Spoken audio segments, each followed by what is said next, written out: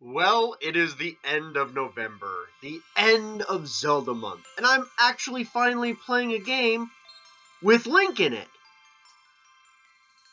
Now let's play as somebody other than Link. So, yeah. For all of those who don't actually know, Smash Bros. Started out as a platformer fighting game, but actually had weird polygon-like characters. I'm not showing them here, I know. While the well-known Sakurai was working on the game, the late Iwata was also working on the game in production. And eventually, after a while, it was decided to use Nintendo mascots because there were no original characters being made for the game at this point in time. However, Miyamoto had originally said no to the idea. Iwata didn't tell Sakurai that and told him, hey, let's make a demo with 4 Nintendo characters. And this demo got Miyamoto to change his mind, as well as Nintendo to back up the project. HAL Laboratories, the creators of Kirby, were actually making the game. But that's neither here nor there. So with all that out of the way, what is my personal history with Smash Brothers? Look, I know it's kind of cliche, but I was hooked on the first commercial. I know everyone mentions the commercial, but I can't help it, it's so good! Anyway, I got the game soon after it came out, and while I only knew part of the roster, I was hooked right away because I love Mario, Link, Donkey Kong, Fox, Kirby, and Yoshi, and they're all in this game. However, this game would also be the first introduction into the Pokemon, Metroid, F-Zero, and Earthbound series, which is nice. I only play Pokemon from that series, but, you know, I at least knew who Samus and Captain Falcon were, right? Right? Anyway, I love the idea of Smash Brothers, and I played the crap out of this game during the N64 era. So, is this still the game I love? I suppose we're going to take a look. And yes, I'm doing this because Smash Ultimate's coming out soon. It's a pointless plug. I wanted to at least play one of the Smash Brothers games, and this just felt appropriate. Regardless, I'm celebrating by going back and defeating the big boss for this older game. So without further delay, let's take on Master Hand! Ha ha ha!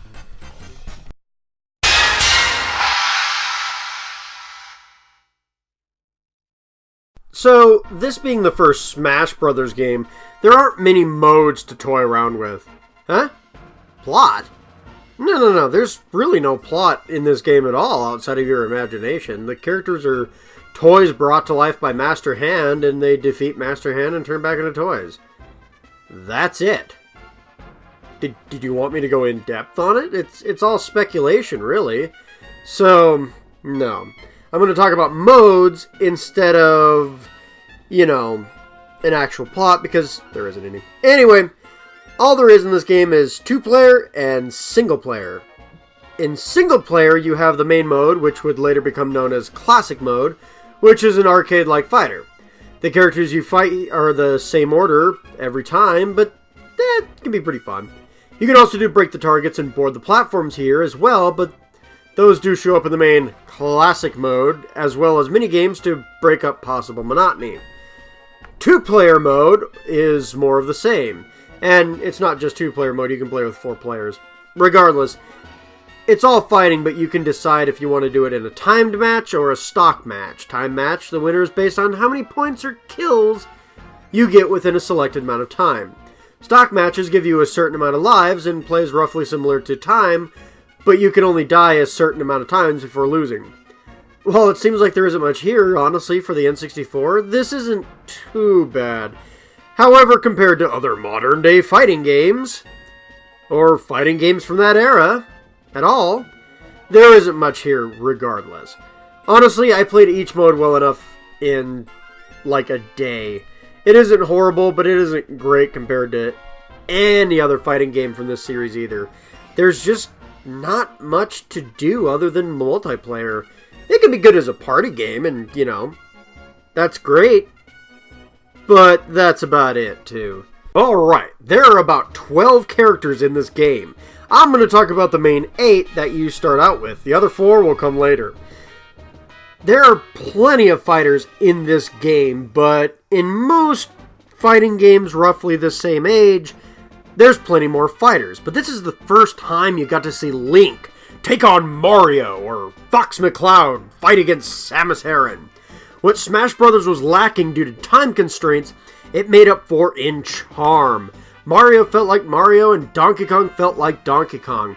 Even characters like Fox, who have never stepped foot outside a vehicle in his game, had to come up with an original moveset, but it felt like Fox regardless. The rest of the cast had plenty of games to work with, however. The only character I can think of that maybe didn't fit in with the whole Smash Brothers thing is probably Link. He's never been known for aerial combat. But, I mean, he does use his sword in a few other games in the air, particularly Zelda 2, so you got that as well. Honestly, the charming characters are brought in well enough, and in far more detail than I can probably give here, like all the movesets and their origins, but it's easy to say that things worked out. The only real issue is that all of this works for the sequels too. But I'm trying not to compare this with the sequels. I mean, this is the first game of its kind. So, let's jump into gameplay and see what everything else has to offer, shall we? So, Smash Brothers is basically a platform fighter. What that translates into is basically this. You have a stage that looked like it could be cut from a Mario game or another platforming game. Two-dimensional, of course.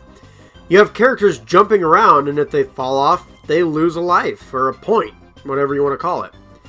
Being able to function in the air as well as on land is important. If you sustain damage, it doesn't lower a traditional health bar, rather it means you'll fly further the next time you take a hit. Damage racks up percentages, and the higher the number, the more likely you aren't coming back to the main platform if you get hit by a strong attack.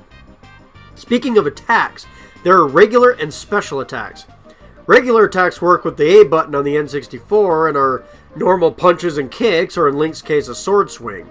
Special buttons use the B button and are things like Mario's fireball attack or Samus's charge beam, which can be charged up and saved for a later attack.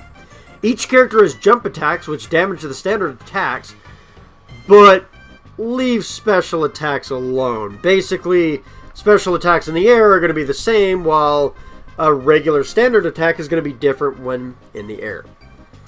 I don't know if I translated that well enough, so just kind of explaining that a bit more, because I kind of jumbled that a little bit. Yeah.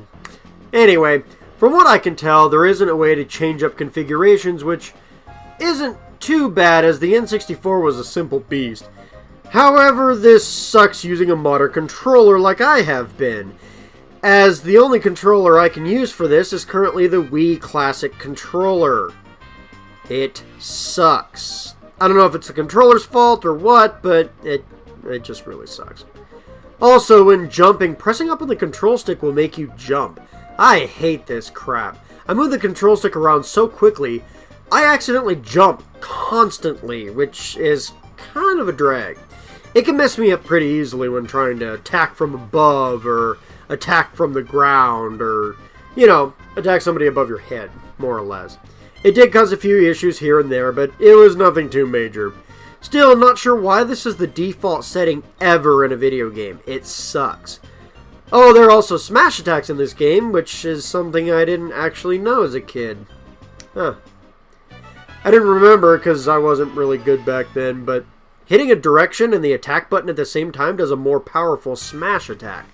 What this means is that it makes opponents fly further towards the edge of the screen. Remember, it's not just falling off the platform that can kill you, but getting hit towards the edge of the screen. If you get hit too far, past the edge of the screen, more or less, you can die from that too, and being hit straight up will do it as well. You can also press the Z button and grapple opponents, allowing you to throw them. You can also dodge and shield with the L and R buttons. Most of the staples of Smash Bros. Games are here.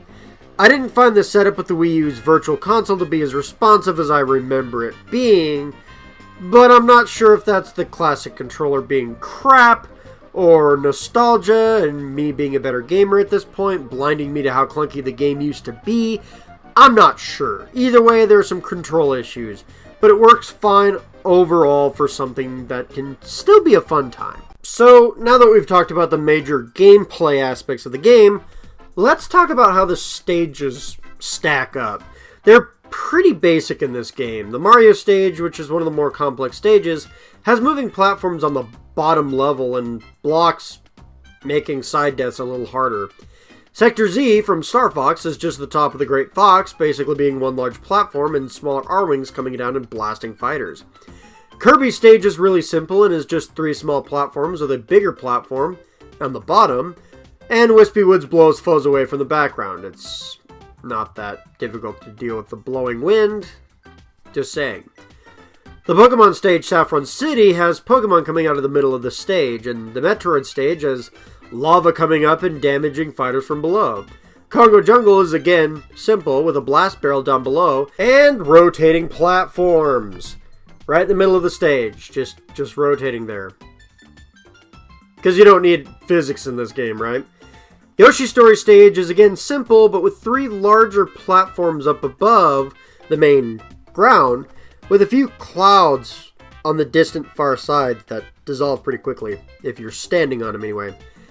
Lastly, Hyrule Castle is a bit more of a complex stage, again with tornadoes forming in the stage. A large tower in the middle you can climb up and a smaller tower towards the right. Honestly, I love Hyrule Castle. It's amazing. Easily the best stage in the game. Link, why do you get such good stages? Oh well. When it comes to breaking targets and boarding platforms, these are all simple and built around each character pretty well, though I had some head-scratching moments at times. And finally, there are some single-player exclusive stages and characters. First is a minigame race to the finish, which pits you in a stage avoiding hazards and polygon characters. Yeah, it sounds weirder than it actually is, I promise you. You may also end up fighting 30 fighting polygon characters, copies of playable characters, and while easy to KO, like the previous Yoshi team and Kirby team in the single player, the polygon team are a bit more intelligent. You also have a fight with Metal Mario if you want to beat single player run. He is heavy, much like Giant Donkey Kong beforehand, but you're taking Metal Mario on yourself, and this unique stage is not unlockable. Honestly, the only place you can play this stage is here, or while hacking the game. Lastly, you have the final fight with Master Hand. He's the final boss, of course. He has plenty of unique moves, and you KO him like a regular fighting game where he has a health bar of sorts. It's kind of weird. So, let's move on to secrets and secret characters. There's actually 4 secret characters in this game. I know, a huge amount, right? But, yeah, there's not too much here. Firstly, you can unlock Jigglypuff as a character if you beat a one-player or classic mode game. Do this and Jigglypuff appears in Saffron City. Defeat him, or her, and you can play as the balloon Pokemon. It's kind of funny thinking back on it because Jigglypuff was recently trending on Twitter due to the Detective Pikachu trailer. A lot of people are complaining because Jigglypuff has fur, but I mean, what else did you think it was going to look like? It doesn't matter, Jigglypuff's going to look terrifying regardless, but at least fur kind of makes sense. Anyway, if you beat a classic mode run in under 20 minutes with no continues, something else that's pretty easy to do, you can unlock Captain Falcon. In fact, sometimes you can unlock Captain Falcon before you actually unlock Jigglypuff. This is where F-Zero entered into my radar. You can fight Falcon on planet Zebes, Samus' stage, and like Fox, his moveset is completely original, borrowing actually heavily from Samus. Next, if you beat normal run or higher on classic mode, with only 3 lives and no continues, Ness from the Mother or Earthbound series will show up and fight you on Dreamland stage. It's one of the most difficult characters to use in the game, but pretty decent. This is also where I first learned about Earthbound and had to go look that up too. Last but not least, if you beat Target Test with the original 8 characters, you can unlock a Luigi after beating him in Peach's Castle stage. This shouldn't be shocking since you can actually fight Luigi in classic mode alongside Mario. He plays like Mario 2, so this is the first Smash Bros. Echo Fighter? Yeah. After all that, if you beat classic mode as every character and play every stage in multiplayer, you will also unlock a hidden stage, Mushroom Kingdom. It is based on the first Mario Brothers game and has pipes you can enter, as well as a few piranha plants that pop out of them, and a POW block and platforms that can cause you to fall into a void. And honestly, it's kind of funny how Piranha Plant was here the entire time and will soon be a playable character. Ridley, from Metroid, is also a background character in Planet Zebes, and King Dedede is floating around Dreamland stage. Although King Dedede would become a character a lot sooner than the other two. In fact, he was almost a character in this game. And Melee, too. Alright, let's wrap this up.